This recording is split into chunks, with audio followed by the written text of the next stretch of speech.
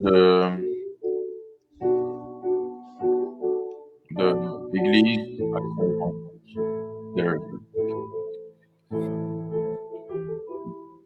Donc, c'est sur quelle page? Euh, Ok, je vois. Je vois.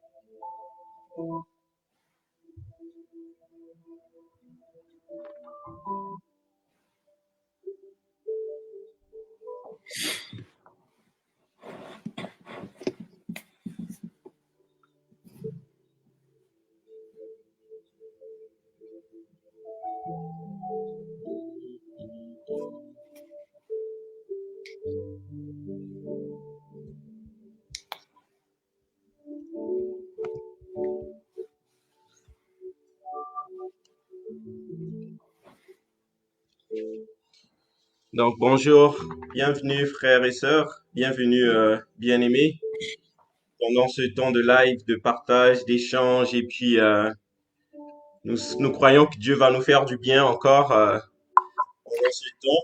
Donc aujourd'hui nous avons ce privilège-là, cette grâce d'accueillir le Saint-Esprit au milieu de nous. Amen. Le Saint-Esprit qui est venu habiter en nous pour nous révéler toute parole, toute grâce, toute vérité concernant l'Évangile. Et en cet instant, peut-être que c'est le soir, je crois, en France ou en Afrique, mais au Canada, nous sommes vraiment à 13 heures, je crois, bientôt, dans 2 minutes. Donc, nous croyons que pendant ce temps, Dieu va nous toucher. Dieu va toucher la jeunesse. Dieu va toucher les hommes et les femmes. Dieu va nous bénir énormément. Nous serons bénis. Donc, ne te déconnecte pas. Nous sommes aussi également, je suis avec mon ami, mon frère, Jean-Claude, qui est là. Yes. Salut Comment ça Jean-Claude. va? Ouais, ça va très bien. Donc, je vais laisser Jean-Claude se présenter à vous. Donc, moi, c'est Jean-Claude Mendes. Voilà, je suis un frère. Je vais à l'église Impact Chrétien ici à Montréal, là où je suis actif dans différents départements, que ce soit au niveau d'intégration, que ce soit au niveau de la jeunesse également. Donc, voilà. Et puis, je suis avec mon ami Christ. Puis, on est là pour la gloire de Dieu, tu vois. Amen, amen. J'habite à Montréal, hein. Donc, ouais, je l'ai dit, je crois. Ouais. Donc, Jean-Claude est à Montréal, moi je suis à Sherbrooke comme toujours. Et puis, mais la grâce de Dieu est là pour nous toucher, pour nous faire du bien ce jour. Je crois qu'on va parler sur un thème important, hein, Jean-Claude. C'est Yes. vraiment l'importance de découvrir l'importance de la vie de prière que nous pouvons avoir. Mhm. Absolument, absolument. En vrai, il n'y a rien de plus. Au fait, j'aime le terme qui dit qu'il n'y a pas de substitut au fait à la vie de prière. Il n'y a rien qui remplace, il n'y a pas de remplacement. La prière, elle est nécessaire, elle Hmm, est substantielle, elle est vitale au fait. hmm, Le lieu secret, c'est là où nous bâtissons notre vie chrétienne. Donc hmm, oui, effectivement, la prière est c'est notre respiration. La prière est ce que et en vrai dans la génération actuelle, dans notre génération du moins, mhm, vers les jeunes de notre âge, peu importe ce que nous faisons, tu vois, que ce soit même dans le milieu où il y a beaucoup d'évangélisation, même parmi, tu vois, dans la prédication, dans toutes sortes de choses, mhm, la lacune, c'est quoi? Ben, c'est la prière. Non seulement c'est le manque de prière, et c'est aussi le fait que nous ne savons pas même comment prier. Hmm. Nous ne hmm, connaissons pas ce temps dans le lieu secret, tu vois. hmm, Donc voilà, c'est ça au fait. Donc la hmm, prière, c'est vraiment là où tout se bâtit. C'est vraiment là où nous communions vraiment de façon directe Amen. avec le Seigneur. Il faut que nous apprenions à être seuls avec Dieu dans la prière. Donc, voilà. Amen. Hmm. Je voyais que vraiment, en fait, la prière, c'est ce qui faisait comme le fondement de l'Église, en fait, au début. L'Église, dans la chambre haute, a commencé par la prière. Mhm. Je crois que l'appel de Jésus avant le ministère ou avant d'envoyer, parce que Jésus, c'est un envoyé de Dieu. Dieu l'a envoyé sur la Mhm. terre. Mais même lui, il a commencé son ministère, tu vois, avec une vie de prière, en fait. Dès qu'il est sorti de l'eau de baptême, on dit que le Saint-Esprit, il a prié et puis le Saint-Esprit est descendu sur lui. Et qu'est-ce que le Saint-Esprit a fait? Le Saint-Esprit l'a amené dans le désert pour vraiment pousser dans la prière, pour prier, pour se bâtir dans la prière. Et ce temps-là, quand il est sorti du désert, je crois du désert, du temps seul à seul, comme tu le disais, seul à seul avec Dieu, le Père, quand il est sorti, mais c'était exceptionnel, quoi, ce qui pouvait sortir de lui. On a vu au courant de trois ans de son ministère ce qu'il a pu faire. Absolument, absolument. Et ce passage, même ce dont tu parles, tu vois, quand par exemple on lit l'évangile selon Luc, je crois que on peut même qualifier l'évangile selon Luc comme l'évangile de la vie de prière de Jésus, hein. La Ouais, manière dont Luc Luc 4, si vous voulez aller prendre la référence, c'est dans Luc 4, ouais, ouais. Luc 4, ouais, exactement, la tentation de Jésus-Christ. Et puis, dans cet évangile, l'accent que Luc va mettre sur la vie de prière de Jésus, elle est quand même assez importante. Hum, Et juste même avant qu'il aille dans le désert, le baptême hum, de Jésus, quand on lit par exemple Luc chapitre 3, verset 21, ça dit que tout le peuple se faisant baptiser, Jésus fut aussi baptisé. Dans les hum, autres évangiles, on va juste, on va pas mentionner ce petit passage, on va simplement dire que le Saint-Esprit est descendu sur lui sous une forme corporelle comme une colombe. Mais là, Luc va dire, et hum. pendant qu'il priait, le ciel s'ouvrit. Amen. Right? Amen. Après Hum, avoir baptisé Jésus, son réflexe, c'était quoi? C'était de prier. hum, Pendant qu'il priait, le ciel s'ouvrit et le Saint-Esprit descendit sur lui sous une forme corporelle comme une colombe. Après ça, c'est là qu'il va dans le désert. Pourquoi? Pour prier. Amen. C'est dingue parce que notre vie doit être à l'image de notre Seigneur. Yes. Et la vie de Jésus était avant tout une vie de prière. Hum, Avant tout une vie de prière quotidienne et disciplinée. hum, Jésus était un homme tellement discipliné. Et à chaque fois que je regarde à sa vie, je regarde à la mienne, ça me, ça me fait angoisser. hum, Angoisser comment un homme pouvait vivre ainsi. hum. Il avait une vie disciplinée chaque matin. On peut lire dans l'évangile que chaque matin, il avait toujours un temps où il allait se mettre à part.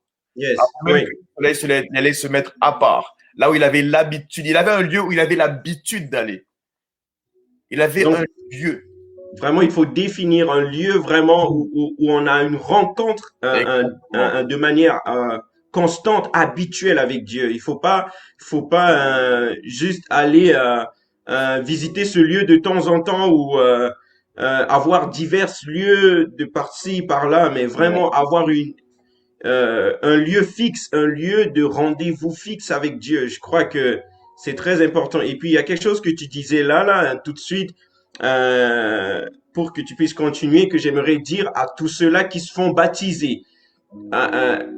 Parce que je remarque que quand on se fait baptiser, la première des choses qu'on fait, on va fêter, on va manger, on va se réjouir avec les autres. Mais suivez le modèle de Jésus. Quand il s'est fait baptiser, il a prié. Il a pris. Il a prié. Quand tu te fais baptiser, rentre dans la prière. Prie pour l'expérience que tu viens de vivre. Prie que Dieu puisse venir mettre son sceau, envoyer son Saint-Esprit également pour, euh, pour vraiment te conduire parce que c'est l'ouverture d'une expérience de vie que tu vas traverser jusqu'au retour de Jésus ou même jusqu'à ce que tu puisses passer de l'autre côté. Donc c'est très important en fait. La prière dans la préparation, c'est très important. Pendant qu'il priait, le ciel s'ouvrit. Pendant qu'il priait, le ciel s'ouvrit. Hmm. Pour dire que tu peux même chanter, Seigneur, ouvre les écluses des cieux. Si tu n'es pas un homme de prière, les écluses des cieux ne seront pas ouvertes. Non, non. Même si tu chantes, Yes. je te garantis, il faut que tu sois en prière. Hmm. Pendant qu'il priait, le ciel s'ouvrit. la puissance de la prière. Il avait cette discipline de pouvoir chaque matin se mettre à part pour aller prier. Et c'est dingue, hein, parce que pour tout, il priait. Pour choisir les 12 apôtres, il a passé une nuit complète à prier. Il a passé une nuit complète à prier. Nous, pour des décisions importantes, on prie 5 minutes. Et puis voilà, il a passé une nuit à prier, à chercher la face de son Père pour le choix des apôtres. Un homme de prière. Et en vrai, quand on regarde sa vie, la chose qu'il a le plus fait, c'était prier. Ouais, C'était je suis d'accord. Il a prié beaucoup plus qu'il n'a prêché. Il a prié beaucoup plus qu'il n'a fait de miracles. Il a prié beaucoup plus qu'il n'a communié avec des frères et des sœurs. Il a prié beaucoup plus qu'il n'a travaillé. Il le priait. Il a commencé son ministère à 30 ans. Vous croyez qu'il a commencé à prier avant 30 ans, qu'à 30 ans? Non, absolument que non. Il priait dès le jeune âge.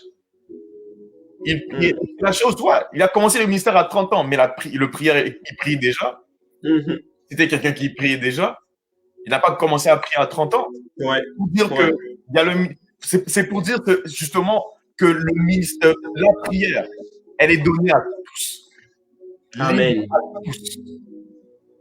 Tu n'as pas besoin qu'on t'ordonne, qu'on te consacre ou quoi que ce soit. La prière est donnée à tous. Les cieux peuvent être ouverts à tous par la prière. Le ministère de la parole n'est pas donné à tous, mais la prière est donnée à tous. Amen. À tous. Yes. C'est dingue à dire, mais même ceux qui ont marché avec Jésus, ses apôtres. Je pense à Thomas, je pense à Judas, je pense à Matthieu, je pense même à Barthélemy, je pense à André, Jacques, Jean. Hein? Ceux qui ont marché avec lui, ils ont entendu Jésus prêcher. Vous savez, des fois même nous, on va dans des conférences à gauche, à droite.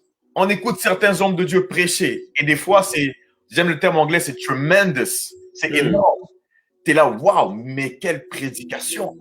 Tu es impacté. Et notre premier réflexe, surtout ceux qui sont appelés, par exemple, à prêcher, on dit, j'aimerais prêcher comme ça. J'aimerais prêcher comme tel homme. Je dis, waouh, si je pouvais prêcher ainsi. Et ça, on dit ça par rapport à des disciples de Jésus. Mais imagine maintenant, qui est le plus grand prédicateur à avoir marché sur la terre, si ce n'est que Jésus? C'est Jésus. Jésus est le plus grand prédicateur à avoir marché sur la terre. Il a prêché le plus grand des sermons, la plus grande prédication. Je parle du sermon sur la montagne. Ouais. Et les apôtres l'ont entendu de leurs propres oreilles. Ils l'ont entendu enseigner et prêcher. N'est-ce pas magnifique? Imaginez un peu, vous êtes là, vous voyez Jésus en chair et vous l'entendez prêcher. Si moi, par exemple, je suis fasciné par un message du pasteur Ivan, par un message du pasteur Marcelo, et je me dis, waouh, c'était quelque chose que Jésus-Christ. Comment, si je l'entends, je vais être émerveillé. Et les apôtres étaient émerveillés. Pendant, voici, nulle part il est écrit que les apôtres lui ont demandé, apprends-nous comment prêcher. Nulle part. Ils lui ont jamais demandé, apprends-nous comment prêcher. Ils ne lui ont jamais demandé, apprends-nous comment ressusciter les morts. Ils ne lui ont jamais demandé, apprends-nous comment guérir des malades, comment purifier des lépreux. Vous savez ce qu'ils lui ont demandé? Ils lui ont demandé, apprends-nous comment prier. Yes. Teach us to pray. Ouais. La vie de prière de Jésus était non seulement l'efficacité de la prière, mais la manière dont il priait. Et il faut savoir que ces hommes étaient juifs, donc ces hommes priaient déjà. Yes. Ouais. Des gens qui ont grandi dans Ils avaient une habitude de prière vraiment très, très stricte. Absolument. Vraiment. Ouais. Absolument. C'était des gens qui avaient été élevés dans la loi. On leur a appris sur Yahweh, on leur a appris sur Adonai, on leur a appris sur la prière. Mais quand ils ont entendu Jésus prier, et on dit en vrai, ouais. Il n'y a pas de comparatif, quoi. C'est vraiment exceptionnel. Je crois que la meilleure forme, le meilleur visage de Jésus que tu peux découvrir, c'est dans la prière. Absolument. Je crois que le meilleur cœur de Dieu que tu peux ressentir, la meilleure expérience de visitation que tu peux ressentir, et moi, et ça, j'ai vu beaucoup d'hommes de Dieu que j'ai côtoyés, que j'ai entendu également, leur meilleure expérience de vie avec le Seigneur, ça a toujours été la prière, dans un temps de prière. Je me souviens du témoignage de Osborne. Osborne, qui est un évangéliste connu un peu partout dans le monde, qui a fait une première séance d'évangélisation en Inde et puis c'était l'échec. Mhm. L'échec total, il est revenu avec sa femme, ils étaient dans je vais dire, dans la panique, quoi, que vraiment, c'était pas possible. Quand ils se confrontaient à d'autres religions, mais il y avait rien qui se produisait. Et ils disaient Jésus guérit, mais Jésus ne guérissait pas, en fait. Ils disaient Jésus sauve, mais il n'y avait aucun salut. Mhm. Quand ils sont revenus, il a dit en fait qu'ils sont rentrés dans leur chambre de prière, dans un temps de prière, pour refuser et pour dire Seigneur, il faut que tu nous donnes quelque chose, il faut que tu nous révèles quelque chose, il faut que nous découvrons quelque chose qui nous manque en fait. Il y a quelque chose qui nous manque. Nous avons l'art de prêcher. Nous sommes rentrés dans les écoles de prédication. Nous avons côtoyé beaucoup. Et puis, c'était un homme qui avait côtoyé beaucoup d'hommes de Dieu, beaucoup de femmes de Dieu, qui déjà étaient excellents dans le ministère, en fait. Était excellent dans le ministère. Donc, par expérience, il avait déjà un vécu. Un vécu, donc, mais c'est pas par l'expérience que Dieu travaille. Dieu travaille avec un homme et une femme de prière. Et quand ils ont découvert, ils sont allés dans un temps de prière, mais Dieu les a puissamment visités. Ils ont une visitation de Dieu et ça a été l'ouverture d'un ministère différent où les miracles, où les signes et les prodiges accompagnaient. Et jusqu'à aujourd'hui, l'héritage que Dieu a donné à ce couple-là dans leur temps de prière sert à notre génération, il sert à des générations futures. Vous voyez l'impact de la vie de prière, l'impact de la vie de prière que tu peux avoir avec Dieu ne va pas juste te servir, mais va servir aux générations futures. Et pour moi, je crois que vraiment, Dieu ne cherche pas des prédicateurs, parce que des prédicateurs, il y en a beaucoup, mais Dieu cherche des hommes de prière et des femmes de prière.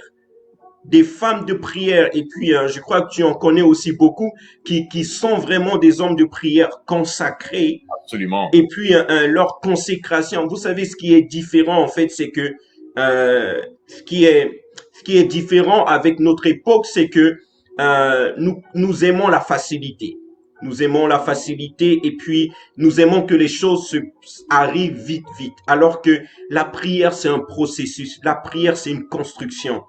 La prière, c'est vraiment une passion, une passion. Donc, c'est pas quelque chose que tu as dans un moment de laps de temps et puis tu le vis. Oui, bien sûr, tu peux vivre des temps comme ça, mais vraiment pour être bâti, pour être nourri, il faut passer plus de temps dans la prière.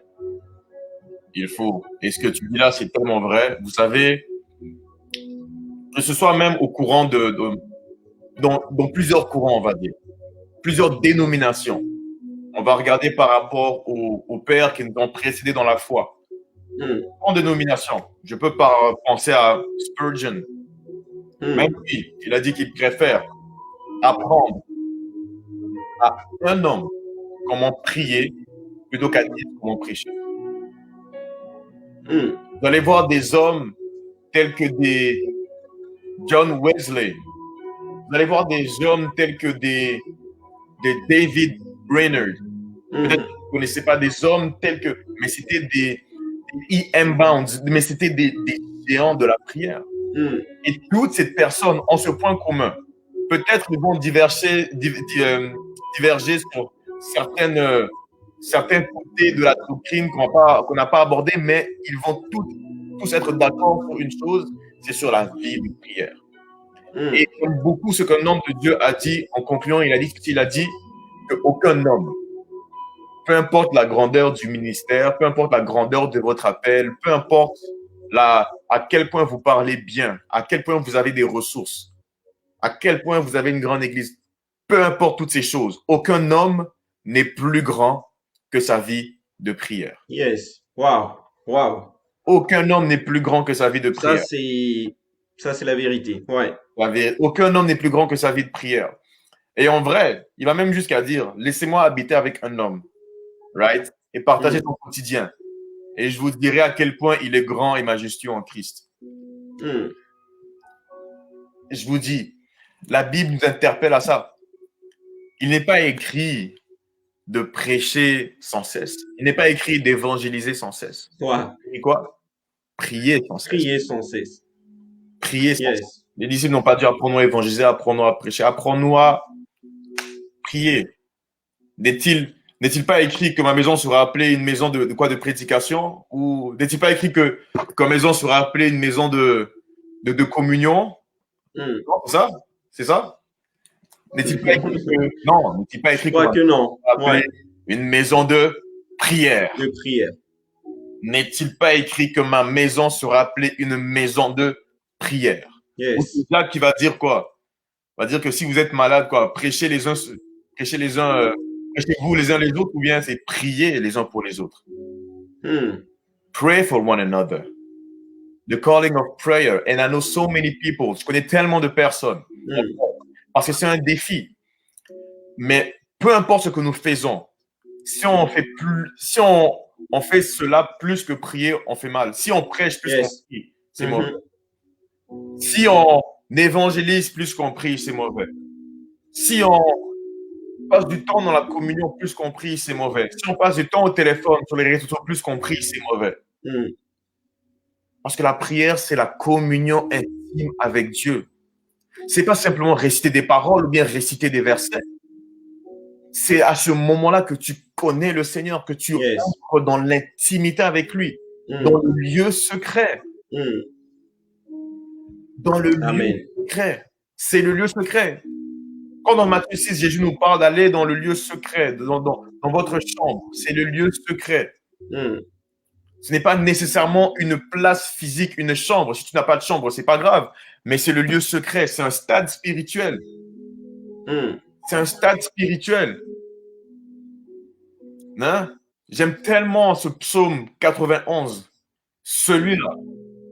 Celui qui abrite, celui qui demeure sous l'abri du Très-Haut. Ouais. Celui qui demeure sous l'abri du Très-Haut. Et la version anglaise, King James, va être un peu plus spécifique. Ça, c'est une révélation. Ça, c'est une révélation, sincèrement. He that abides, celui qui, he that dwells, celui qui demeure carrément. Dwelling, c'est ça, c'est demeurer de façon tangible. Quand vous lisez Jean le chapitre 1 et qu'on dit que la parole a été faite chair et a marché parmi nous, la version anglaise va dire the word became flesh and dwelt among us. Dwelling, c'est ça au fait. Et le psaume 91 va nous dire he that dwells in the secret place. Celui qui est tangible, qui demeure, qui est vivant, qui est là, présent dans le lieu secret. In the secret place. Celui-là repose à l'ombre du Tout-Puissant. Amen. Celui-là repose à l'ombre de celui qui peut toutes choses. Amen. Mais pour cela, you have to dwell in the secret place. Tu dois connaître ce lieu secret. Il faut le connaître. Il faut le connaître. Voilà pourquoi Jésus dit, quand vous priez, allez dans votre chambre. La version anglaise, in the secret place. Yes. In the secret place. C'est là-bas que votre Père est. Il est là-bas. Notre Père est là-bas. Il nous attend là-bas. Le Saint-Esprit qui habite en nous, il habite là.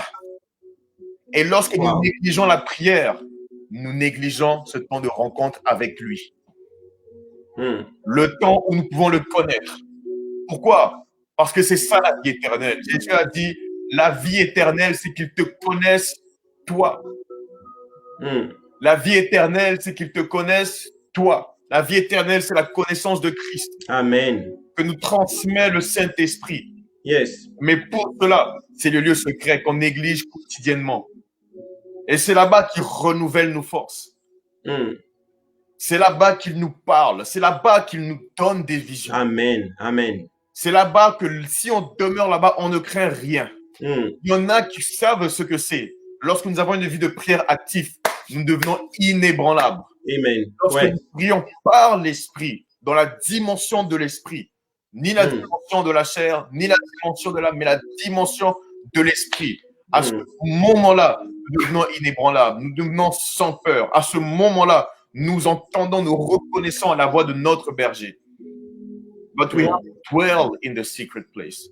C'est la chose pour le chrétien sur terre la plus capitale. I mean, moi personnellement, je préfère de loin vivre, habiter avec des gens qui sont des fervents dans la prière. Et même ma vie, par rapport au modèle que j'ai, moi, les gens qui m'influencent le plus, ce sont des gens qui me challengent le plus dans la prière. Amen. Avez-vous déjà entendu des gens prier où vous dites, waouh, j'ai jamais entendu quelqu'un prier comme ça? Right? Ouais. Tu entends cet homme prier, tu es comme, apprends-moi à prier. I want to pray with you. Je veux prier avec toi.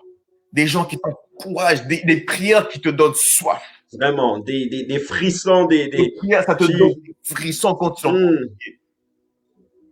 Cet homme est bâti dans le lieu secret. Bâti dans le lieu secret. Et c'est ça l'appel. Même l'appel pour les temps de la fin. On peut lire, je crois, c'est dans 1 Pierre. 1 Pierre 4, non? Ouais. 1 Pierre 4, 7. 1 Pierre 4, 7. Pierre nous donne cet appel. Il dit quoi? La fin de toute chose est proche. Et à quoi ce qu'il nous appelle à faire? Il dit quoi? Il dit soyez donc sages et sobres pour vaquer à la prière. Amen. C'est notre verset de jour aujourd'hui. Et c'est j'aime tellement ce verset. L'appel pour les temps de la fin, c'est l'appel à la prière. Ouais. L'appel à la prière. À Gethsemane. Jésus. Amen. Là où tout s'est passé. Là où Jésus a remporté cette victoire. Il a remporté dans quoi? Dans la prière. Gloire à Dieu. Ça se gagne à genoux. Ça se gagne à genoux. Amen. Gloire à Dieu. Ça se gagne. Jésus a gagné cette bataille à genoux. Là où Jean-Jacques et Pierre n'ont pas pu le suivre. Ils se sont endormis, ils se sont assouplis à 3 reprises. Ils se sont endormis, ils se sont assouplis. Lui, Jésus, c'est dans la prière qu'il agonisait. L'agonie de la prière. L'agonie de la prière. Et ce que tu disais par rapport à l'agonie de la prière, beaucoup de personnes ont peur de rentrer dans cette révélation. Mais en fait, il faut que vous compreniez que la première clé qui déclenche une vie de prière exceptionnelle comme Jésus-Christ sur la terre, c'est la discipline. Il faut que vous soyez discipliné. Et de manière pratique, certaines clés que je vais vous donner, c'est que vraiment, il faut que par exemple, si vous avez l'habitude de regarder plus la télévision, il faut diminuer vos heures de télévision et couper-les, par exemple, en 2 et passer plus de temps dans la prière. Augmentez votre temps dans la prière. Ça veut dire que quand vous allez vous laver, prenez le temps des 15 minutes, des 30 minutes où vous allez être sous la douche, priez en ce même instant. Quand vous serez dans votre voiture pour aller au travail, pour aller à l'école, prenez ces temps également pour prier. Ne vous laissez pas distraire. Utilisez ce temps pour prier. Et c'est comme ça qu'on développe cette discipline de prière. Notre esprit prie, même quand nous sommes au travail. Il faut que vous disposez votre esprit à prier. Parce que vous savez avec moi que deux fois on pense à certaines choses et puis nos actions font autre chose.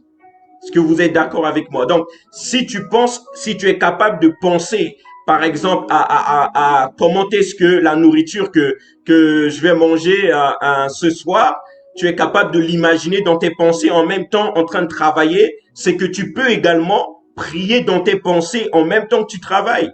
Donc, il faut que tu arrives à discipliner ta vie ainsi.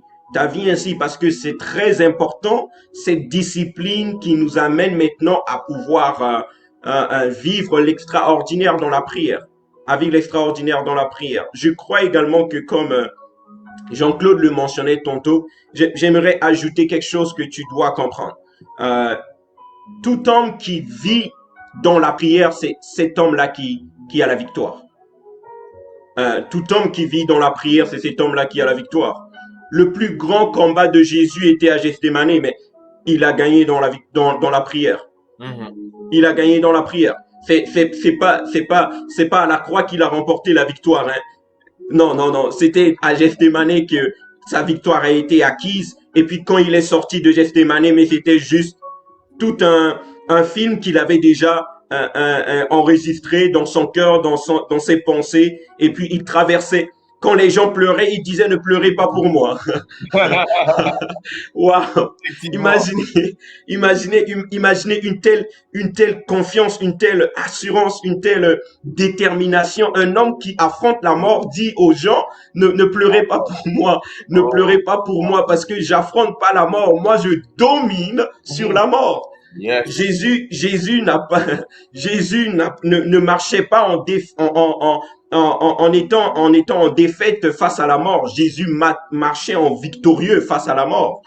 Et cette victoire, il l'a acquise, il l'a reçue dans son temps de prière, dans son temps de prière, dans son temps de prière. Et Yes. maintenant, là où tu es, le cœur de Dieu est en train de réveiller cette soif de prière en toi, cette soif de prière dans ton âme, dans ton esprit. Et nous arrivons bientôt au milieu de ce temps de live, mais j'aimerais que tu commences maintenant à libérer ton cœur maintenant et à dire Seigneur, je veux cette vie de prière. Je veux vivre une vie de prière. Je veux pas marcher comme sur la terre pour être connu comme un prédicateur. Non, je ne veux pas marcher sur la terre pour être connu comme un chantre. Non, je veux marcher sur la terre pour être connu comme une femme de prière et un homme de prière. Un homme de prière, un homme de feu, de feu, de feu. Pas de prière où tu vois, tu pries et puis les murs ne tremblent pas. Non, ça c'est pas ça. Ça c'est pas cette forme de prière là. Hein, on dit qu'il y avait un vent impétueux, un bruit dans la chambre haute. C'est à ce moment-là, dans la chambre haute, que l'Église est née. Elle est née dans la prière. Amen. Et en vrai, il faut savoir que l'Église de Jésus-Christ n'est pas née au milieu des hommes et des femmes qui étaient en train de simplement communier comme ça. Quand Jésus leur a dit d'attendre, il leur a dit maintenant, attendez. Attendez maintenant la venue du Saint-Esprit. Parce que vous recevrez une puissance. Le Saint-Esprit maintenant survenant sur vous et vous serez maintenant mes témoins. Vous recevrez une puissance. Maintenant qu'ils attendent cette promesse dans la chambre haute, de la puissance d'en haut, qu'est-ce qu'ils font? Imaginez pas qu'ils étaient en train de s'asseoir comme ça, tout simplement à attendre. Lorsque Mm. le Saint-Esprit est venu, à ce moment-là, ils étaient en train de prier.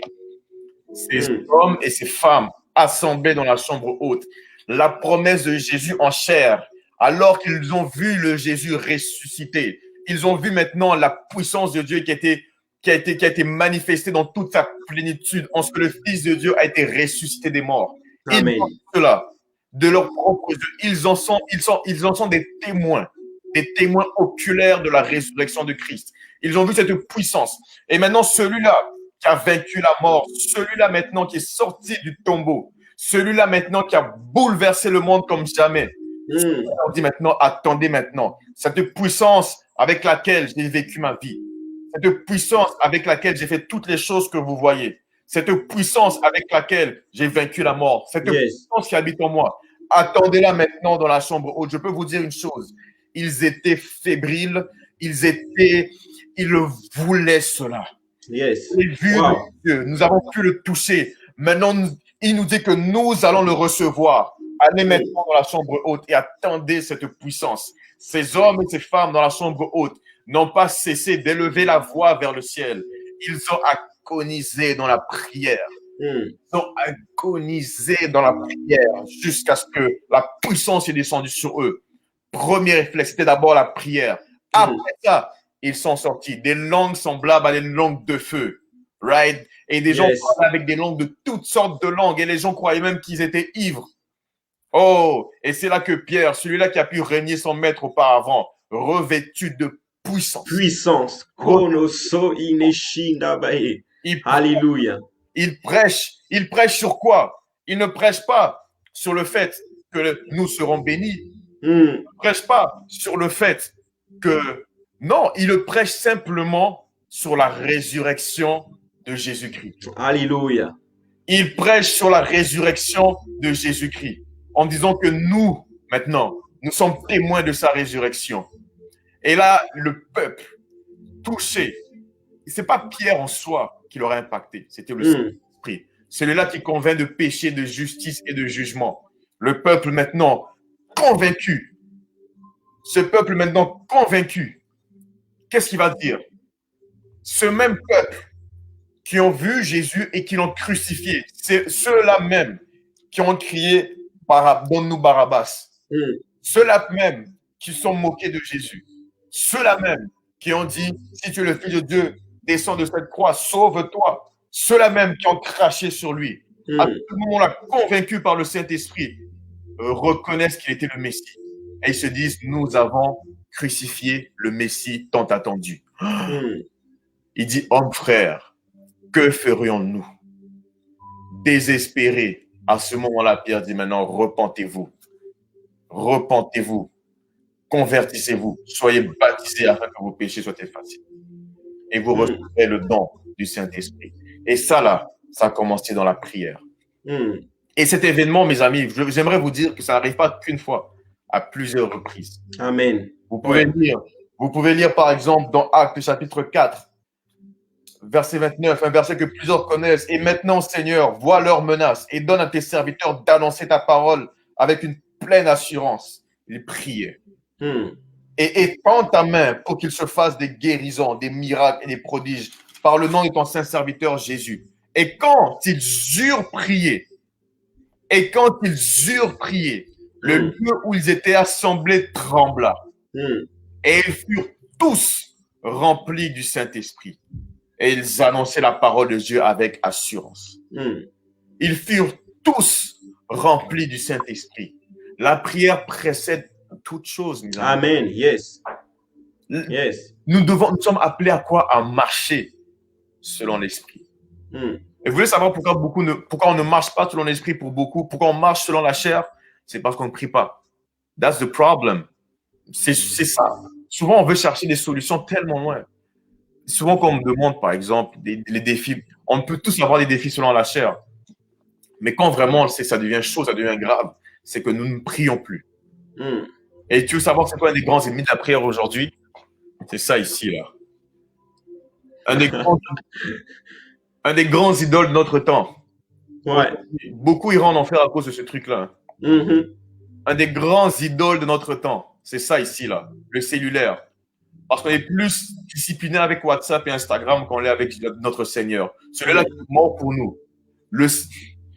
Au fait, je crois vraiment qu'il faudrait que nous-mêmes, on ne peut pas vivre une vie chrétienne sans avoir une profonde révélation de la splendeur et de la magnificence de Dieu. On doit absolument, et ça, on doit tous se repentir. Amen. On doit tous se repentir, car si on voit Dieu tel qu'il est, je crois que notre vie, impossible que notre vie demeure la même. Non. Une vie, nous avons la nonchalance. Une vie, nous ne sommes pas disciplinés. Une vie, nous n'avons pas vraiment envie de chercher sa face, mais on est pressé à avoir nos notifications Instagram et WhatsApp. Et pour ça, Dieu va donner plusieurs révélations par rapport à sa majesté. Je crois que celui qui a eu la plus grande d'entre toutes, pour moi, c'est Jean dans l'Apocalypse. J'aime également ce que Ésaïe a eu. Ésaïe a eu au chapitre 6. Cette merveilleuse révélation qu'il a du Seigneur. L'année de la mort du roi Osias. Ésaïe chapitre 6. Je vis le Seigneur assis sur un trône très élevé. Et les pans de sa robe remplissaient le temple. Des séraphins se tenaient au-dessus de lui et ils avaient chacun 6 ailes. 2 dont ils se couvraient la face, 2 dont ils se couvraient les pieds et 2 dont ils servaient pour voler. Ils criaient les uns les autres et disaient « Saint, Saint, Saint est l'Éternel des armées et toute la terre est remplie de sa gloire. » Amen. Pleine de sa gloire. Et les portes furent ébranlées dans leur fondement par la voix qui retentissait et la maison qui se remplit de fumée. Alors je dis, malheur à moi, je suis perdu car je suis un homme dont les lèvres sont impures et j'habite au milieu d'un peuple dont les lèvres sont impures et mes yeux ont vu le roi, l'Éternel des armées. Vous lisez également dans Apocalypse chapitre 1, à partir du verset 13, lorsque Jean a la révélation de Jésus dans sa majesté et au milieu des 7 chandeliers, quelqu'un ressemblait à un fils d'homme, vêtu d'une longue robe ayant une ceinture d'or sur la poitrine. Sa tête et ses cheveux étaient blancs comme de la laine blanche, comme de la neige. Ses yeux étaient comme des flammes de feu. Ses pieds étaient semblables à de l'airain ardent, comme s'ils eût été embrasés dans une fournaise. et sa voix était comme le bruit de grandes eaux. Il avait dans la main droite 7 étoiles. De sa bouche sortait une épée aiguë à 2 tranchants, et son visage était comme le soleil lorsqu'il brille dans sa force. Et quand je le vis, je tombais à ses pieds comme mort. Ce même, c'est lui, c'est le Seigneur, dans toute sa gloire et sa majesté. Mais nous maintenant, regardez un peu le manque de révérence qu'on a devant lui. Regardez un peu le manque de discipline qu'on a, alors que lui-même a prié plus que tout le monde. S'il y a bien quelqu'un dans l'histoire de l'humanité où on peut dire qu'il n'avait pas besoin vraiment à ce point de prière, là, vraiment. Mais il a prié plus que tout le monde. Il a prié plus que Moïse, plus que Élie, plus que Paul, plus que tout ce que vous voulez. Sa vie de prière était sans égal. Il a prié plus que tout le monde. Mais nous, aujourd'hui, et nous sommes si fiers de dire que nous sommes ses disciples, posons-nous la question un peu. S'il revenait vraiment aujourd'hui en chair, devant nous, il apparaissait, est-ce qu'on serait capable de se bomber le torse, de dire « je suis ton disciple » en regardant notre vie, en regardant notre discipline, parce que pour être un disciple, forcément, il faut de la discipline. Ouais. Si on le voit devant nous, qu'il apparaît dans toute sa gloire, est-ce qu'on serait d'abord capable de dire « voilà Seigneur, je suis ton serviteur » Est-ce qu'on serait capable? Si ce n'est pas le cas, il faut qu'on se repente tout de suite. Il faut qu'on se repente tout de suite et qu'on le serve avec crainte et tremblement. Qu'on aille le chercher, qu'on aille le connaître, parce que beaucoup d'entre nous, nous ne le connaissons pas. En vérité. Nous ne le connaissons pas. En vérité, comme tu disais, en fait, beaucoup d'entre nous ne le connaissons pas. Et puis Jésus dit ceci dans Jean 8, au verset 31 à 32, il dit, si vous êtes vraiment mon disciple, demeurez, comme tu disais, demeurez dans ma parole, demeurez dans mes instructions. Amen. Demeurez dans le modèle que je vous ai laissé. Amen. C'est ça, en fait, la seule chose.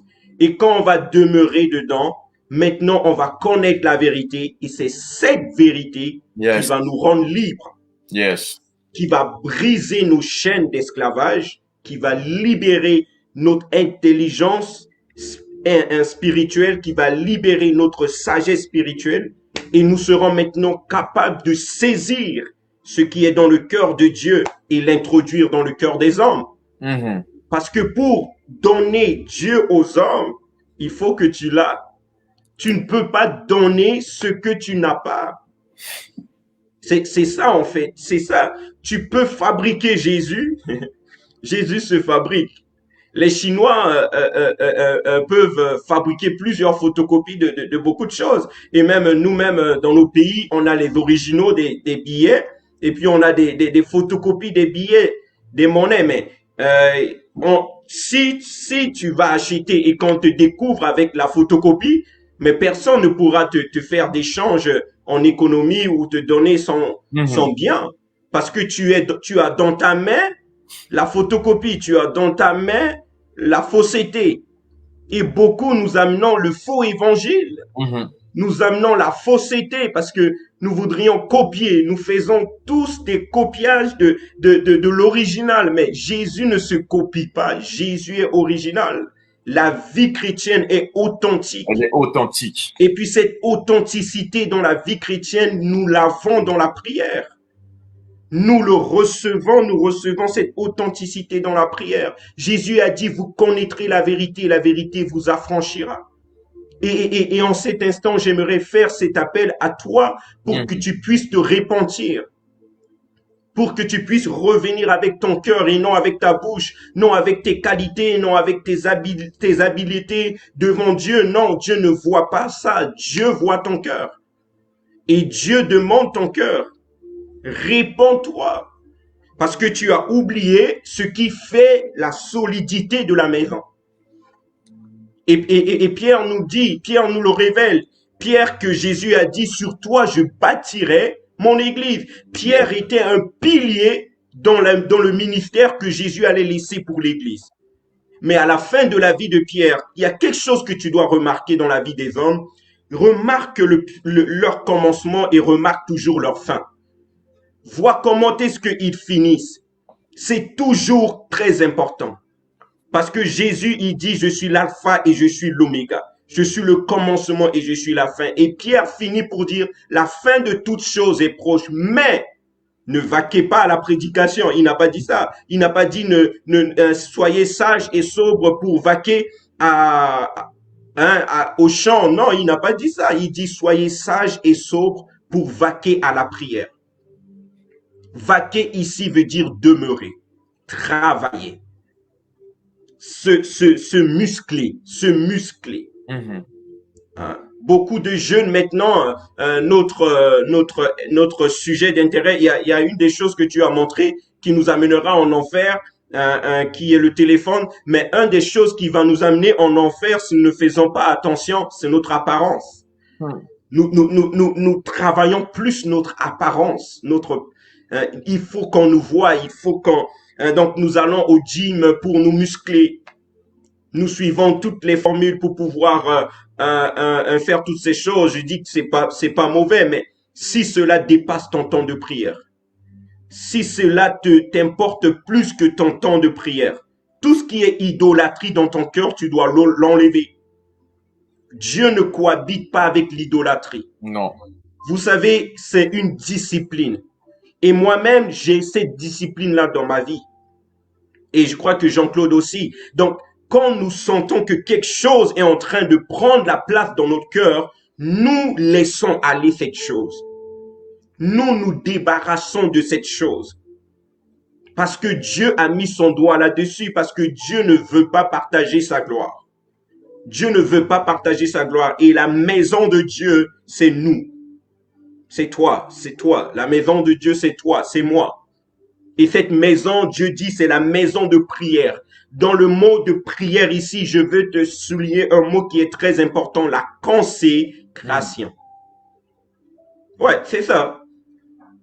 Ils avaient changé la consécration du temple à cette époque-là pour la consacrer aux choses des hommes, aux choses humaines, au commerce et à beaucoup d'autres choses qui ne cadraient pas avec la vision de Dieu et qui sortaient du plan originel de Dieu. Et Dieu est venu. Jésus, c'est la première fois que Jésus a pris le fouet pour chasser, pour réprimander. Quand on est venu l'arrêter pour le tuer, il n'a pas pris le fouet.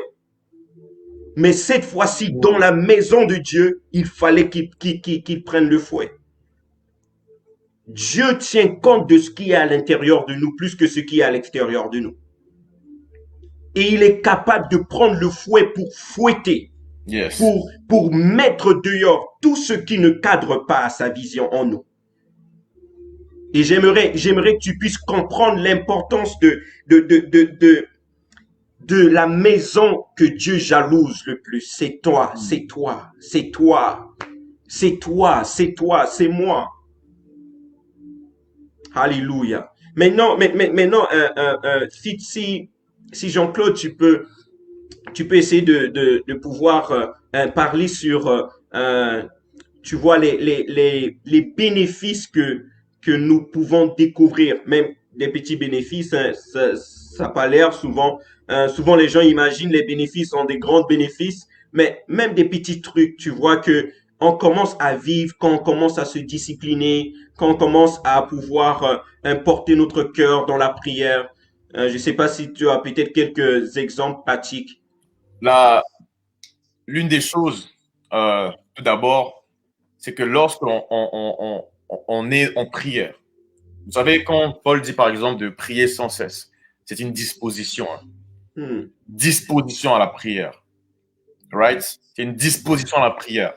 Et lorsque nous sommes constamment dans cette disposition de prière et que nous prions, lorsque nous sommes constamment dans ce lieu secret, lorsque nous nous donnons à la prière, à ce moment-là, là où le Saint-Esprit est, là où il est, le Père est là, le Fils est là.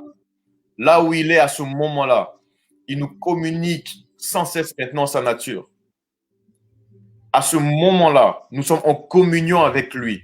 Amen. Sa personnalité, avec tous ses attributs, avec sa bonté, avec sa miséricorde, avec son amour, avec sa patience, avec sa puissance, avec son autorité. À ce moment-là, il nous la communique sans cesse. Et à ce moment-là, on marche maintenant guidé par l'Esprit. Comme j'ai dit précédemment, il y a beaucoup de combats que nous menons dans la chair. C'est simplement parce que nous ne prions pas. Hmm. La vie de prière, la vie constante de prière, une vie disciplinée te donne la capacité de marcher selon l'esprit. Amen. Wow. Selon l'esprit. Je vous Mhm. garantis une chose, beaucoup de choses. Je parle par exemple au niveau des hommes. Souvent, notre challenge à nous, les hommes, ce sont par exemple les femmes.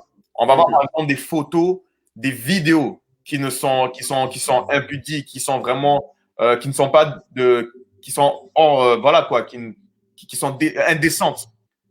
Et nous, ça va maintenant nous troubler, ça va maintenant nous challenger. Et maintenant, on peut être lié d'une certaine façon à toujours vouloir retourner voir sur cette page. Et c'est là que ça commence. Mes amis, je vous dis, si on a une vie de prière disciplinée, il y a beaucoup de choses. Ce ne sera même pas difficile. La vie Hmm. de prière, une vie constante, cette vie de disposition à la prière, à ce moment-là, nous marchons maintenant selon l'esprit. Une autre chose, moi j'aimerais vous dire aussi, le véritable signe de notre foi en Jésus-Christ, ce n'est pas une croix visible. Hmm. Le véritable symbole de notre foi, c'est le feu. Amen. C'est Wow. le feu. C'est le feu. Lorsque les apôtres et les disciples avaient fini de prier dans la chambre haute, des langues semblables à quoi? À des langues de feu. À des langues de feu. À des langues de feu. Et ces gens, ils avaient maintenant le feu du Saint-Esprit en eux. Ce feu qui bouillonnait en eux, qui les ont maintenant amenés, qu'ils ont maintenant propulsés pour prêcher, pour être des témoins. Des témoins, c'est pas seulement quelqu'un qui a assisté à quelque chose, c'était des martyrs Hmm. qui ont souffert. C'est ce feu-là qui fait de toi un témoin. C'est ce Hmm. feu qui est la puissance de Dieu qui fait de toi un témoin. Une vie chrétienne est une vie de puissance. Amen. Yes. Et c'est ce feu. Voilà pourquoi, en cette époque, des temps de la fin, l'appel de Pierre, c'est l'appel à la prière. Il sait de quoi il parlait. Hmm. En ces temps de la fin, nous sommes dans cette ère qu'on appelle l'église de Laodicée. Hmm. Là où le Seigneur nous dit deux options. Et il nous donne deux options. Soit vous êtes bouillant, soit vous êtes froid. Hmm. Soit vous êtes bouillant, soit vous êtes froid. Être bouillant, c'est ça. C'est ça. C'est le feu. C'est le feu du Saint-Esprit qui bouille Amen. en nous. Qui fait de nous maintenant des chrétiens, des témoins de puissance. Hmm. Des témoins qui ne gigotent pas avec le monde, non. Des témoins qui sont radicaux dans sa parole à lui seul. Mais ça, c'est la prière. Amen. Yeah. C'est vraiment bénissant les points que tu as donnés. Et puis, je crois vraiment que je vais compléter quelques points sur les points que Jean-Claude a donnés. Vraiment, l'une des choses que vous allez vivre ou que nous allons vivre si nous nous mettons dans cette disposition, c'est le dépouillement. Le dépouillement de notre vieille nature, le dépouillement de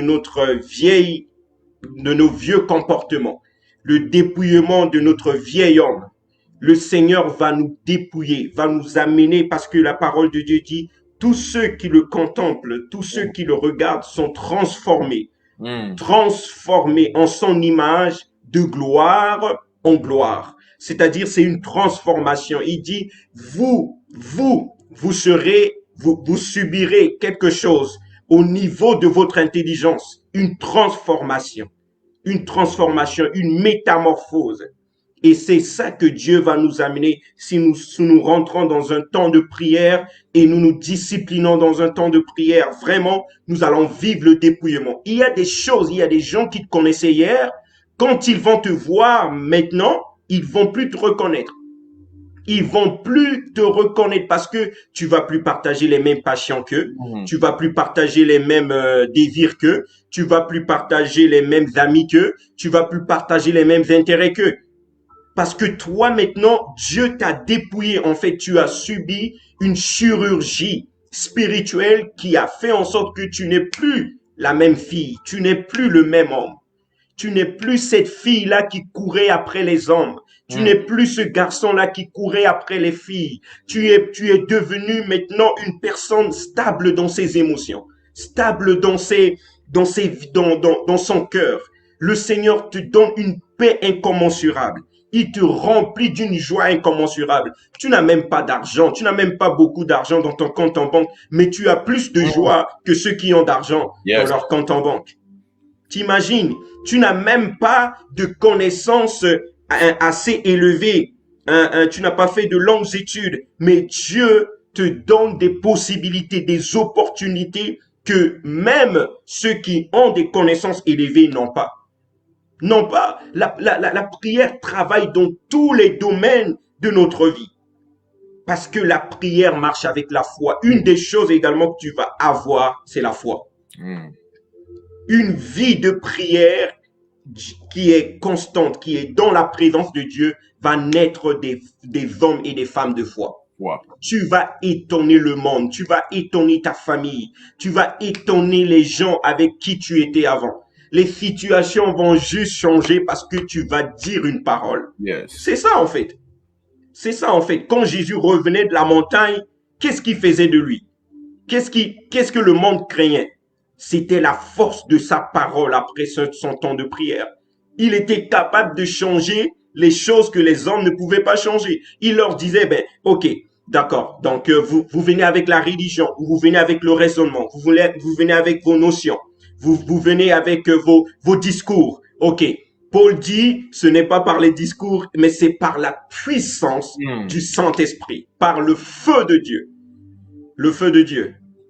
Et c'est la foi qui va faire sortir ce feu en toi. Yes. Et il y a une des choses que j'aimerais te dire, comme Jean-Claude a dit, l'un de ces symboles, c'est le feu, parce que Dieu lui-même, sa nature, c'est le feu. Dieu lui-même, sa nature, c'est le feu. C'est le feu dévorant. Son nom, c'est le feu dévorant, le feu consumant. Sa nature, c'est le feu. Et le Saint-Esprit, sa nature, c'est un fleuve. Il est un fleuve dont les courants réjouissent la cité de Dieu et les demeures du Très-Haut. Le Saint-Esprit est un fleuve. Dieu a détruit Sodome et Gomorrhe par le feu. Par le feu. Et le déluge a été utilisé, ce que Dieu a utilisé, c'est l'eau. L'eau pour détruire la terre. Pour détruire la terre. Donc, qu'est-ce que le Saint-Esprit va faire? Le Saint-Esprit va venir dans ta vie, laver, faire partir tout ce qui était d'hier et te donner une chose nouvelle qui vient d'en haut. Et Dieu va faire quoi? Dieu va descendre pour consumer tout ce qui est du monde en toi. Et il va s'établir, ce feu va demeurer en toi. Et toi-même, tu vas devenir feu parce que la promesse, c'est que tel il est, tel nous sommes. Tel il est, tel nous sommes. Et j'aimerais vous dire que Dieu n'a pas créé le monde. Et vous savez, il n'a pas créé le monde de sorte que il devait maintenant vivre. Je m'explique. Jésus, souvent, Dieu va se comparer, par exemple, au feu. Il va se comparer à des fleuves. Mais ce n'est pas après avoir vu le feu qu'il a dit maintenant je suis comme le feu. Il a créé pour être comme lui. Alléluia. Le feu, la manière dont il a créé le feu, la manière dont il a créé les eaux, c'est pour être comme ses attributs à lui. C'est pour être comme lui. La création témoigne de lui. Amen. Ce n'est pas lui qui va maintenant témoigner de la création. Il ne faut pas tomber dans ce piège. C'est la création qui témoigne de lui. Lorsque vous voyez le feu en train d'embraser des forêts, dites-vous simplement que c'est de la même manière que Dieu embrasse toute impureté en nous.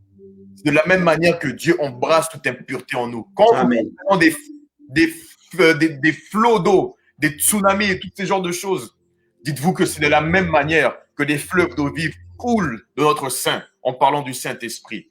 Car la création témoigne des attributs de notre Seigneur. Tout a été créé par lui et pour lui. Hein? Et c'est ça, comme mon frère Christ a pu le dire. On a pu à peu près donner plusieurs points. Mais maintenant, ce que je veux faire, c'est vraiment un appel à la repentance. Amen. Ouais. Un appel à la repentance pour chaque personne.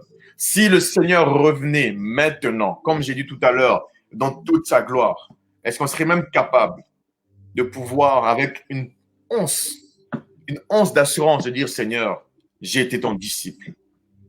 Ou bien, on va voir tous nos défauts, toute notre fausseté, notre idolâtrie. Hein? On va voir notre nonchalance par rapport à son service. On doit tous se repentir. Seigneur, Toi qui vois nos cœurs, tu nous connais. On peut être faux devant les hommes, on peut paraître devant les hommes, avoir une étiquette, un costume devant les hommes, un masque devant les hommes, mais devant toi, tout le monde est nu et nul n'est caché devant ta parole. Amen. Tu nous vois dans le secret, tu nous vois ce qu'on fait quand les hommes ne nous voient pas. Tu nous vois lorsque nous prêchons ce que nous ne vivons pas. Tu nous vois, Seigneur. Oh mon Père, oh mon Seigneur. Nous ne sommes peut-être pas ensemble physiquement, mais toutes les personnes qui regardent, incluant moi-même, nous venons devant toi et nous te prions que ton feu vienne embraser, que ton feu vienne consumer en nous toute forme d'idolâtrie. Tout ce qui prend ta place, tout ce qui fait en sorte que nous ne pouvons plus passer du temps dans ta présence. Pourquoi? Parce que nous ne t'aimons plus. Parce que nous aimons nos téléphones, nos comptes des réseaux sociaux plus que toi. Nous aimons nos amis plus que toi. Comment pouvons-nous nous bomber le torse et dire au monde que nous sommes tes disciples si dans le secret, nous savons que nous ne vivons pas comme tes disciples? Oh Seigneur, regarde nos cœurs, embrasse toute impureté, toute forme d'impureté. Ramène-nous à toi, Saint-Esprit. Nous voulons marcher selon ton esprit. Combien d'entre nous faisons semblant? Mais nous ne prions même pas. Combien d'entre nous évangélisons tellement souvent, mais nous ne prions pas. Nous prêchons, mais nous ne prions pas. Nous suivons des gens, nous leur donnons des conseils, mais nous ne prions pas. Père, apprends-nous à prier. Apprends-nous à prier, car nous ne savons même pas comment prier, ni même ce qu'il nous convient de te demander. Apprends-nous à prier. Apprends-nous à te connaître. Apprends-nous, Seigneur, à tarder à tes pieds, à tarder dans le lieu secret. Apprends-nous, Seigneur, à te connaître dans le lieu secret. Souvent, notre foi, Seigneur, faillit parce que nous ne te connaissons pas, parce que nous ne passons pas du temps dans ta présence. Voilà pourquoi nous doutons sans cesse. Voilà pourquoi nous sommes dans la peur et dans la crainte et dans la faiblesse. Voilà pourquoi nous ne marchons pas dans la puissance. Parce que nous ne te connaissons pas et nous ne passons pas du temps dans ta présence. Voilà pourquoi nous n'avons aucune autorité. Parce que nous, Seigneur, nous ne payons pas ce prix de renoncer à nous-mêmes, de renoncer au sommeil, de renoncer à la nourriture, de renoncer au breuvage, de renoncer au divertissement, de renoncer aux excès de communion fraternelle. Et nous n'arrivons pas à être seuls avec toi.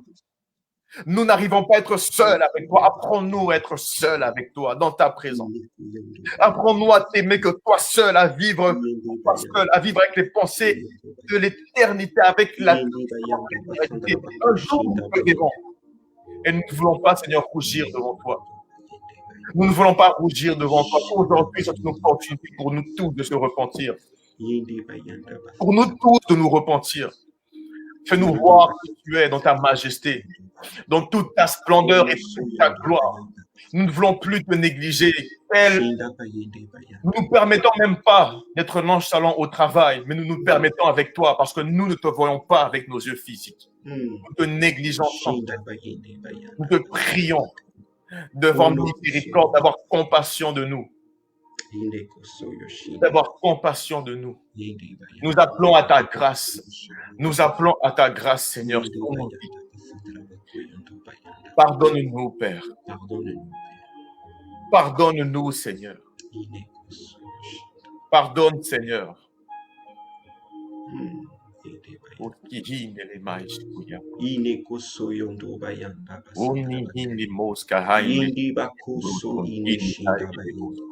Yanda bakan ine koso kono yoki ende basan ine koso yende ba yekono ono soko shinda.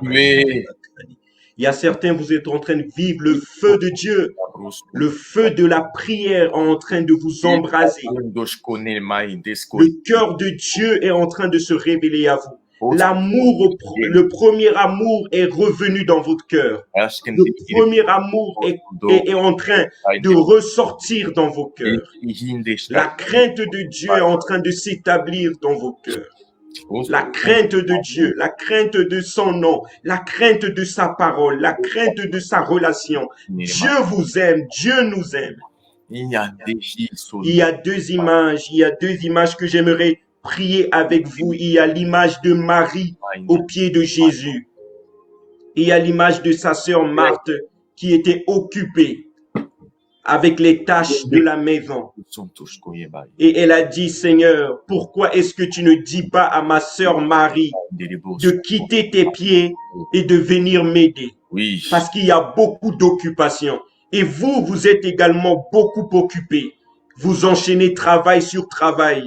Vous enchaînez études sur études. Vous enchaînez des courses sur courses, des projets sur projets, des entreprises sur entreprises. Mais vous ne prenez pas le temps de Dieu. Vous ne prenez pas le temps de venir au pied du Seigneur. Mais aujourd'hui, j'aimerais vous dire que tout cela partira. Tout ceci n'est que vanité des vanités. Vanité des vanités. Travaillez à votre âme. Travaillez pour le salut de votre âme. Pour le salut de votre âme. C'est le plus grand travail que vous devriez consacrer votre énergie. Le salut de votre âme. Paul dit, regardez aux choses d'en haut. Regardez aux choses d'en haut. Ayez la vision des choses dans le ciel et non les choses sur la terre. Croyez que là où il est assis, il y a reçu tout pouvoir du Père d'assujettir toutes choses. Les vivants et les morts passeront devant lui. Aucune personne, que tu sois roi, président, premier ministre, ministre, maire, un pasteur, un prostitué, que tu sois un étudiant, que tu sois travailleur, employeur, tout le monde passera devant son trône. Il est là et il t'ouvre la porte pour que tu reviens. Détache-toi juste un peu. Et donne-lui le règne de ta vie. Alors il te conduira comme il a conduit Pierre. Et le Seigneur est là en cet instant. Le feu de Dieu, je proclame le feu de Dieu qui descend maintenant dans ton cœur, embrase maintenant toute ta vie. Et tu commences à pleurer et à commencer à libérer en toi le dégoût de ces choses auxquelles tu étais attaché. Et l'amour sincère de Dieu commence à prendre racine en toi et à grandir comme un arbre qui est en train de pousser. Père, que nos vies soient comme un arbre qui est en train de prendre des racines dans la prière, afin de pousser et d'accueillir les oiseaux qui vont venir y trouver refuge. Ces oiseaux, ce sont les âmes qui vont venir trouver refuge. C'est les nations qui vont venir trouver refuge. Saint-Esprit de Dieu, nous te demandons maintenant de nous baptiser de ton feu. Baptise-nous, Jésus, de ton feu et de ton Saint-Esprit. Que la jeunesse soit baptisée de ton feu et de ton Saint-Esprit. Que les hommes et les femmes qui nous entendent, qui disent, mais ça c'est quoi? Ça, je n'ai jamais entendu ces paroles, je n'ai jamais compris l'évangile comme ça, je n'ai jamais vu Dieu comme ça. Que Dieu descend maintenant et ôte ce voile de tes yeux et que maintenant la voix de Dieu se fasse entendre dans ton cœur et tu rentres dans une nouvelle dimension. Père, nous soupirons après toi, nous crions après toi, nous sommes à ta recherche, nous sommes dans cette expectative, dans cette attente. Attendre comme la femme enceinte qui est dans l'attente de la délivrance. Elle a enfanté, mais elle attend le temps fixé par Dieu pour que ce qu'elle a enfanté soit libéré, soit donné au monde. Comme Paul dit, je souffre les douleurs de l'enfantement parce qu'il y a quelque chose que Dieu a mis à cœur qui doit sortir. Yes. Il a déposé en moi quelque chose et je ne peux pas le garder. Alors, toi, tu n'es pas venu sur la terre par hasard. Dieu a donné quelque chose te concernant de manière spécifique. Et j'aimerais maintenant rendre grâce au Saint-Esprit qui confirme ces paroles. Et c'est tant merveilleux dans le nom de Jésus.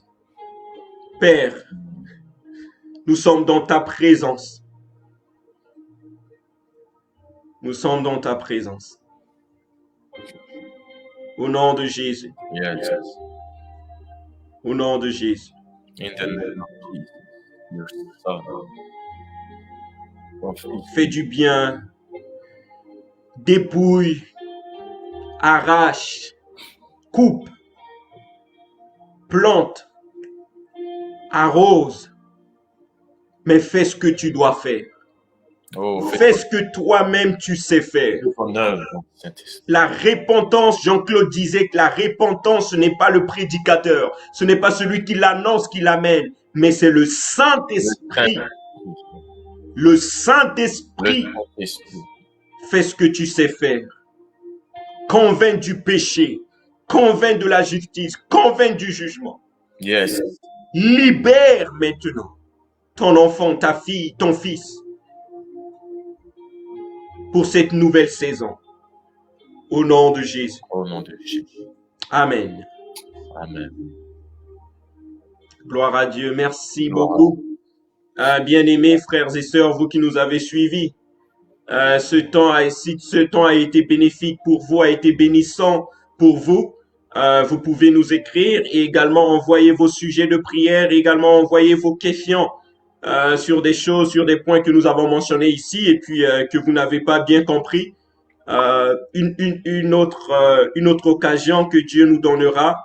Et puis nous allons revenir sur vos questions, sur les points que vous n'avez pas bien saisis et que vous voulez plus de détails là-dessus. Donc voilà. Donc on va laisser Jean-Claude dire un petit mot de la fin. Vous savez, c'est une grâce d'être un enfant de Dieu.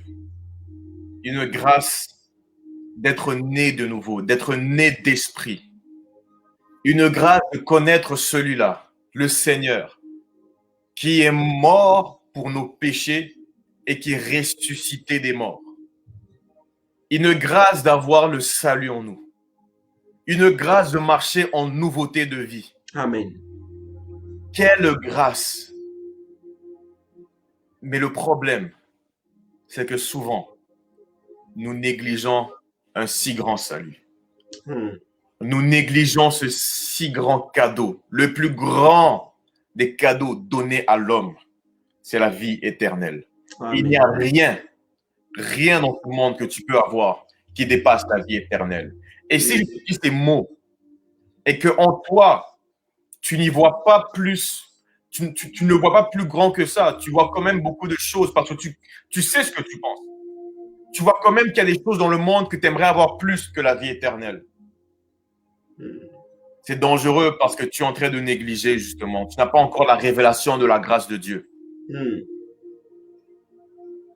Mais je prie pour chaque personne qui écoute à quel point il y a des choses que je ne peux même pas expliquer avec mes paroles, mais que vous pouvez seulement savoir dans la présence de Dieu.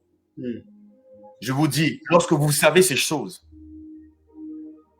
il est impossible qu'après vous dites « je retourne dans le monde ». Vous pouvez avoir des combats, des épreuves, des temps où c'est moins chaud, quoi. Mais lorsque vous avez vraiment la révélation de la grâce de Dieu dans votre vie et que vous êtes fondé dans sa parole, je vous dis, vous ne retournerez pas dans le monde. Vous ne retournez pas dans le monde. Amen. Moi, j'aime prier des fois, je prie, je dis Seigneur, je mourrai avant de retourner. Prends ma vie avant que j'y retourne. Des gens assisteront à mes funérailles avant que je retombe dans le monde. J'y retournerai jamais. Jamais. Et sur ce point, toi et moi, on n'a pas parlé, mais c'est des prières que moi-même je fais pour ma vie. Sérieux, c'est des prières que moi-même je fais pour ma vie. Je dis, Seigneur, si tu me vois en train de retourner ou de t'abandonner, non, prends-moi et puis que je pars. Absolument. J'imagine même pas cette expérience-là. Non, j'imagine même pas. Et en vrai, je vous encourage tous à vous accrocher à ce salut. Que notre Seigneur a payé d'un si grand prix, Mm. le prix de son sang précieux qui a coulé pour nous. Mais un jour, nous le verrons. Un Amen. jour, nous Yes. le verrons. Mm. Un jour, nous le verrons. Nous le verrons et nous le connaîtrons tel qu'il est, tel que lui-même nous connaît. Nous le connaîtrons tel que lui-même nous connaît parce que nous le verrons Mm. tel qu'il est. Un jour, et que cela soit votre espérance. Que cela Alléluia. soit votre espérance, votre assurance. Que cela soit vraiment votre motivation, c'est un jour de le voir. Un Mm. jour de voir le roi des rois, le Seigneur des seigneurs. Il est le commencement et la fin. Il est le Amen. juste juge. Il est le Yes. témoin fidèle. Wow. Il est le prince des rois de la terre. Il est le puissant de Jacob, le rejetant de David, le fils de Dieu, le Messie, la rose de Saron. Il est le bon berger. Mm. Lui, la vie. Il est la résurrection et la vie. Mm. Vous savez, toutes ces choses, ce ne sont pas des... Jésus a manifesté ce qu'il est. Mm. Il a donné la vie parce qu'il est la vie. Mm. Il ressuscite parce qu'il est la résurrection. Mm. Il a guéri parce qu'il est la guérison. Amen. Il a démontré la miséricorde parce qu'il est la miséricorde. Il a béni Amen. parce qu'il est la bénédiction. Et ainsi, lorsqu'il vit pleinement en nous, nous faisons de même. Pourquoi? Parce que tel il est, tel je suis. Alléluia. Moi, à cause de celui qui vit en moi, le temple du Saint-Esprit, Christ en nous, l'espérance, l'assurance même de cette gloire à venir. Amen. Et je marche. Voilà pourquoi il est écrit que si quelqu'un vraiment dit être un disciple, doit marcher comme lui, il a marché. Ouais. Il doit marcher comme lui, il doit vivre comme lui, il a vécu. Mais Amen. vous cherchez la plénitude de tout ce qu'il est, la plénitude de sa guérison, la plénitude de sa miséricorde, la plénitude de sa sagesse, la plénitude de sa richesse, la plénitude de sa puissance, de son autorité, la plénitude de la vie qui coule en chacun d'entre nous. Alléluia. Dans le lieu secret, mes frères. Voilà la vie chrétienne. C'est ça la vie chrétienne. Wow. Amen. Yes. C'est ce que nous recherchons. Voilà pourquoi je dis ne négligez pas un si grand salut. Parce que tout ce que je viens de nommer, c'est ça qui fait partie du salut. Notre héritage sur cette terre. Notre héritage, c'est ça. Et je vous dis, accrochons-nous aux choses d'en haut. Amen. Recherchons les choses d'en haut. Là où Christ est assis à la droite de Dieu. Pourquoi? Parce que chacun d'entre nous, Paul nous rappelle cela. Vous êtes morts et votre vie est cachée avec Christ en Dieu. Amen. Il dit dans 1 Corinthiens 15, il dit chaque jour je meurs. Mm. Mort. Vous êtes mort. J'ai été crucifié avec le Christ et c'est Christ qui vit en moi aujourd'hui. Mm. Un encouragement pour chaque enfant de Dieu. C'est des encouragements que moi-même, quand je suis seul, de me le dire moi-même. Voilà. Tel tu es, tel je suis. Amen. L'étude de la divinité habite en moi. Le salut de Dieu. Aucune religion dans le monde, aucune doctrine venant des hommes, produit de l'intellect humain, ne pourra même faire défaire ma foi juste un peu. Jamais. Rien ne donne l'assurance du salut si ce n'est que le Fils de Dieu. Oh my God. Wow, wow. Vraiment, parler avec toute cette assurance-là, c'est comme Jean-Claude disait, il faut, il faut l'aimer, il faut l'aimer. Il faut l'aimer d'une manière complètement dingue, complètement fou. Puis il faut lui ouvrir tout ton cœur pour que lui, il t'apprend comment l'aimer. Aïe, aïe, aïe, aïe, aïe. Vraiment, c'est une grâce, vraiment. J'ai pas beaucoup de choses à rajouter sur ce que tu as dit. Je crois que c'est vraiment le meilleur mot de la fin pour clôturer ce moment. Yes. Nous vous disons vraiment merci beaucoup d'être nombreux à suivre ce temps, mais que la grâce de Dieu se multiplie dans vos vies. Et puis nous vous demandons également de prier pour nous. Yes. Prier pour nous. Yes. C'est pas un acquis pour nous travaillons de mieux en mieux. Nous Yes. travaillons de mieux en mieux pour également faire connaître Christ et que Christ soit connu au travers de nous. Donc priez pour nous et puis nous aussi nous prierons pour vous. Que la grâce de Dieu, que la paix du Seigneur et que l'amour de son Fils reste avec nous, demeure avec nous. Hein. Et puis n'hésitez pas à continuer à nous suivre. Vraiment, la semaine prochaine, on aura encore un autre live, donc je serai encore avec vous. Mais le Seigneur va nous bénir encore la semaine Amen. prochaine. Amen. Que le Seigneur bénisse mon ami. Ben, mon ami, tu es déjà béni, hein, tu es déjà béni. Que la bénédiction demeure avec toi. Rest in peace to you. Be multiplied in your life. Vraiment, c'est un honneur. Merci de m'avoir invité. Ça fait toujours plaisir d'être avec mon ami Christ, un homme que je considère beaucoup, qui me challenge beaucoup. So, yes. Merci beaucoup, merci. Allez, c'est partagé. Donc, sur ce, guys, tout le monde, vraiment, nous vous aimons, Église du Christ. Et puis, bye bye. Bye. Bonne soirée et bonne journée là où vous êtes.